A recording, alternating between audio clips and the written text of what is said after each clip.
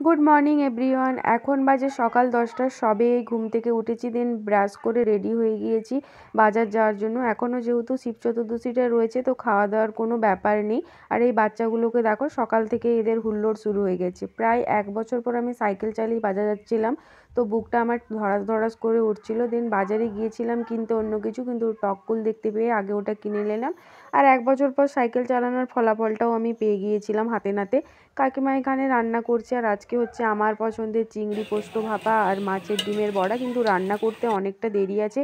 তাই আমি সকালের পরোটা আর ঘুগনি খেয়েই লাঞ্চটা করে নিলাম। আর বিকেলবেলা কাকিমার নেলপালিশ পরে অনেকক্ষণ ঢংসং করলাম। তারপর সকালের আনা কুলগুলোকে লঙ্কা গুঁড়ো আর নুন দিয়ে ভালো করে কুলমাখা করে খেলাম। আর রাতের ডিনারে খেলাম দুপুরের যে হয়েছিল চিংড়ি পোস্ত ভাপা, সাথে ছিল ভাত। দেন ডিনারটা করে বসে পড়েছি টিভি দেখতে ভাই বোনদের সাথে। অনেকদিন পর টিভি দেখছি, টিভিতে দেখছি বাটুল দি গ্রেট।